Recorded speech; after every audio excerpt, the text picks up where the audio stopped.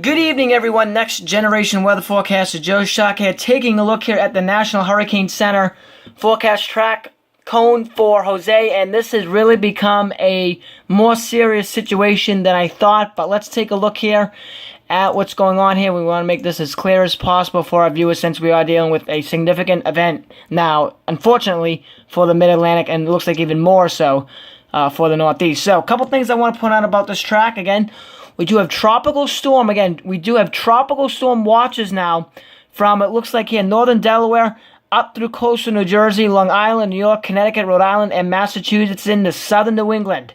Again, tropical storm watches. That means the conditions within 48 hours are favorable and will be tropical storm conditions favorable within the next 48 hours. That will be Tuesday afternoon and the Tuesday night. And we have plenty of model guidance to take a look at in more detail a little bit later on in this video to go over exactly how this may unfold. But regardless, tropical storm conditions now expected potentially within the next 48 hours now for the Mid-Atlantic up into southern New England. Let me take a look here at the forecast cone from the National Hurricane Center. Here is the cone. And there's been some guidance, again, according to the NAM and the European and some other models we'll take a look at, that Jose may be on the western side of this cone and become a little closer to Nantucket than forecasted here by the National Hurricane Center, which is still a little bit off to the south and east of where Jose may actually end up. He may be northwest of the benchmark in between Nantucket and the benchmark, or really Long Island or Block Island. So somewhere within here, he may end up, and that's where now the European and a lot of the European ensemble members have Jose. And you can see still the fringe end of the National Hurricane Center cone brings a landfalling tropical cyclone possibly into southeast Massachusetts still. Again, this is a day 2.5 to day 3 forecast, so this will change possibly, but again, there is an option of this being further and further off and closer to New England. And again, there's also the further option of being out to sea here, which is unfortunately looking unlikely at this moment. But again, you never know. We've seen a lot of shifts this year with storms impacting the United States. We've seen a lot of shifts within, 48 to 60 hours of storms getting closer to the U.S. and becoming a bigger impact. So this is a trend we need to watch extremely closely here in southern New England and obviously into the Mid-Atlantic. So again, there's the cone, the 5 p.m. cone from the National Hurricane Center. Here are the wind probabilities, and you can see here the wind probabilities. Oh, it's going to be a long couple of days, I'll tell you that right now, and we're just getting started here. You can see now here the tropical storm force wind probabilities. A much bigger area than we were looking at yesterday. Maybe almost twice the size if you go back and look at some of the other videos I did yesterday and the day before. The cone, the probabilities are expanding out as the storm moves north and becomes post-extratropical. The wind field expands as the storm moves north, and maybe even this becomes a stronger storm than currently forecasted. Only right now, forecast to get up to about 90 miles an hour where it is now. Could this become a 100 or 105 mile an hour hurricane over the next day and a half or so? It's possible. We have warmer than normal water temperatures out here. The shear is going to relax. We're going to get rid of some of this dry air.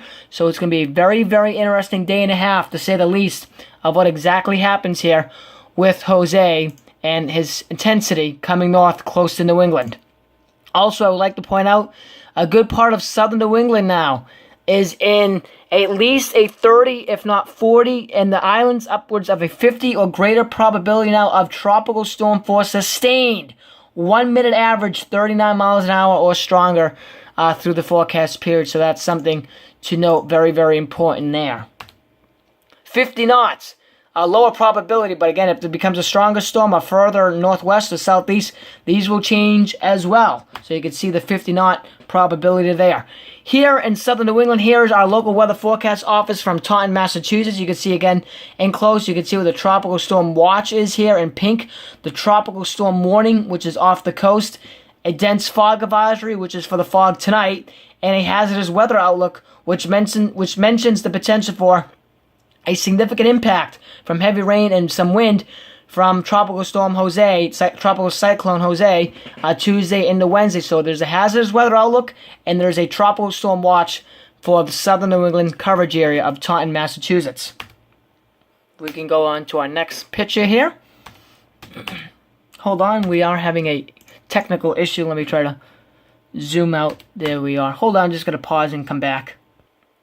Sorry about that. The computer, something happened with the touch screen. It did not work, but again, there's the map. Here is the spaghetti plots, and again, you can see the majority of them near or over the benchmark, but again, we have a couple outliers here, and the European ensembles do have members here closer to what the NAM has, and a couple other models that I can't show you that are further north and west of the benchmark, again, in between Block Island and the benchmark. So let's see how this trends over the next day and a half to, again, you're gonna hear that a lot, you know, what's the trend over the next 36 to 60 hours, you know, 48 hours, whatever it may be.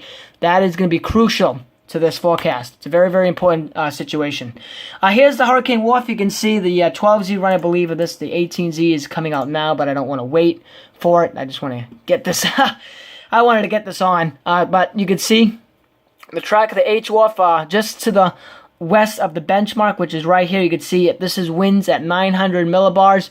You can see good part of southern New England here dealing with sustained winds at some point at 900 millibars, at least 60 knots, if not 64 knots over the Cape and Islands. So again, that can result in gusts coming into that 60 to 70 mile an hour range if we can get enough convection, and that heavy rain can transfer energy down. You know, I have a couple of SKU-Ts we'll look at the end, and you'll see that possibility unfold a little bit clearer on that SKU-T.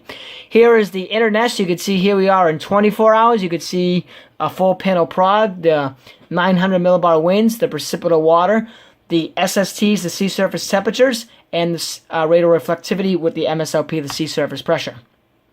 Here we are at hour 36.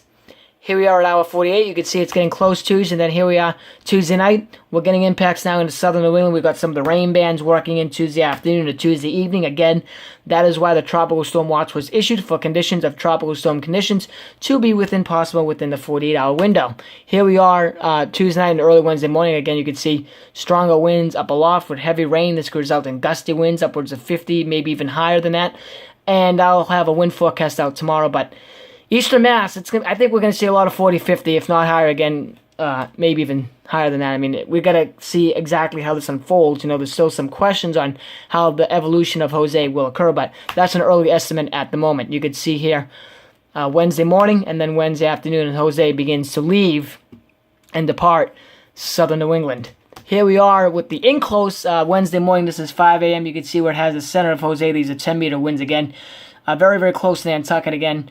Sustained winds, and this may be underdone. The European stronger, closer to a lot of the European has 25 to 35 knots sustained winds here, essentially close to tropical storm force in eastern southern New England. But again, here's the H-Wall for the purpose of seeing the center of where it has. You can see it's 70 west, about 41 north, so very, very close to the island of Nantucket. So again, it's a serious impact. No question about it. Here's the rainfall from the radar. You can see what the radar may look like. You got these banding features coming in. There could be even a few tornadoes within some of these bands.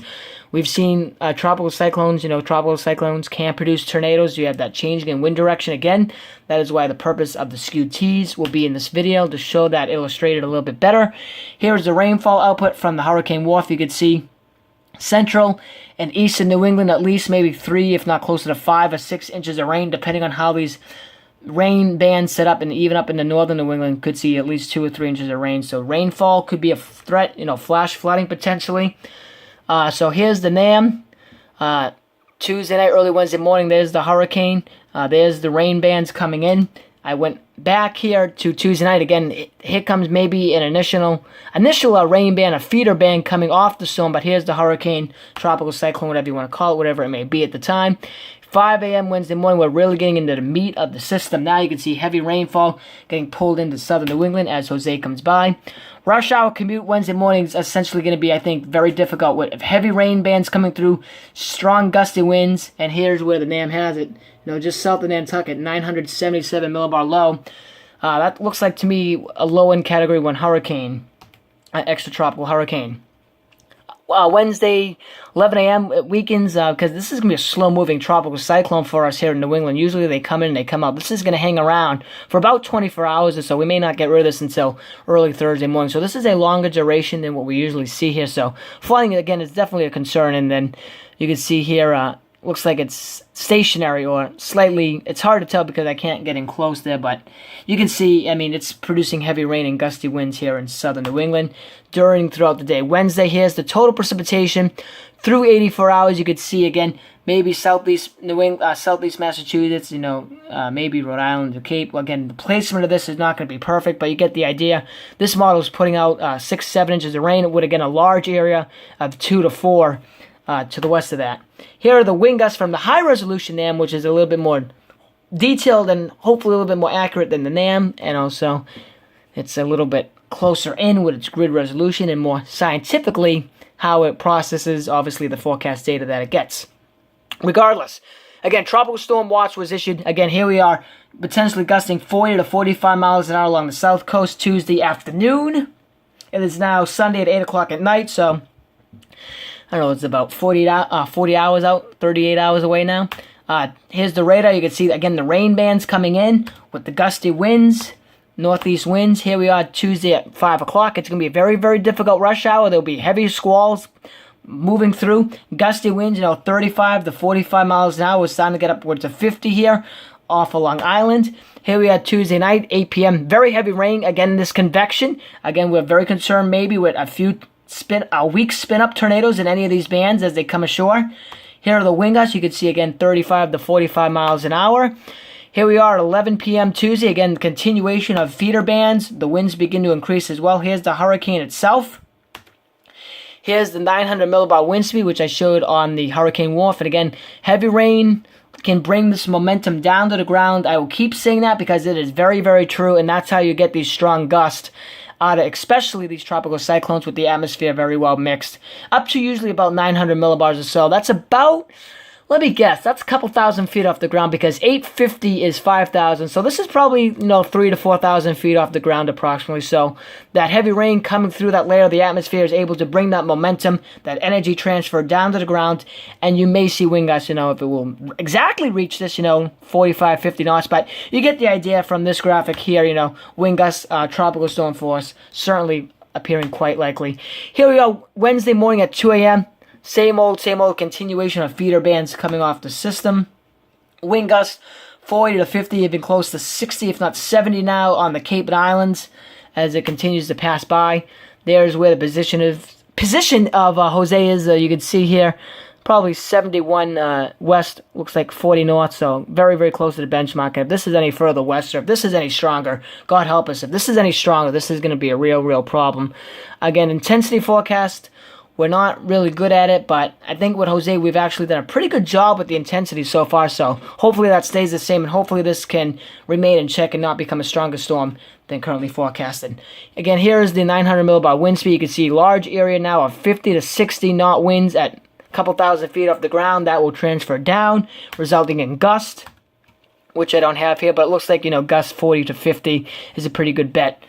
With that kind of a solution being presented. Here are the SSTs. You can see we're getting rid of this cool water now. This was actually a couple days ago, south of New England. This was about almost 2.5 C below normal. Now it's about 1 C. And that may continue to warm over the next day or so as we start getting northeast winds and some of this warmer water starts to equal out here and start eroding this cooler water. But again, there's the 80-degree temperature line right there. So there's plenty of fuel for Jose to work on, over the next day or so, day and a half. So we'll just wait and see. Here is the skew T now for Eastern Mass. I don't know where I exactly plotted it, but it's in the Boston metro area, and this is Wednesday morning. Again, why we're worried about this rotation, you can see obviously the wind barbs here. You can see the shear along the heights in the atmosphere. You can see the classic inversion here. You can see winds, just above the surface here, 50, 55 knots. With that heavy rain, that will transfer right down, and that will result in the gusty winds. Here we are Tuesday mid-morning. Again, same thing. Looks like we're a little bit inverted there. This is a classic signature of a tropical cyclone overhead. The temperature and dew point and relative humidity are all close together, well up into the atmosphere, up to around 500 millibars or so, especially very well mixed, actually, to it looks like 725 millibars. So again, you can see the winds here, 50 to 55 knots. So that rain, as it comes out of the cloud, will bring this energy right down to the ground. It's very, very well mixed in the lower troposphere, so very, very concerning forecast, certainly to say the least. And then here we are Wednesday afternoon. Our last image before we go to the ready.gov site, you can see again Wednesday afternoon, same thing. What looks like we're well mixed at 725. We're inverted because we're dealing with a tropical cyclone here in New England. And again, the wind's 50 to 55 knots just above the surface, and that energy will mix down and result in wind gusts. So that was about 40 images there. Now I'd like to take you over to a very important site here. This is ready.gov. So you can go on this site, ready.gov, and you can click on hurricanes. It'll give you tons of information on how to prepare for a tropical cyclone wherever you are, preparing your home, and the emergency supplies that you may need, and tons of information on here. So really good. I advise everyone to check this out here in southern New England. You know, plenty of good information to help you and your family prepare for Jose. Whether or not Jose is a bigger problem than currently forecasted, or, you know, we'll always get you prepared for maybe the next storm that may come on down the line. So if you don't need to put your plan into place for Jose, maybe you could put your plan on and be prepared, better prepared for the next storm. Again, that is ready.gov. Great information, and I advise everyone to check it out over the coming days. That's it for now, and thank you for watching.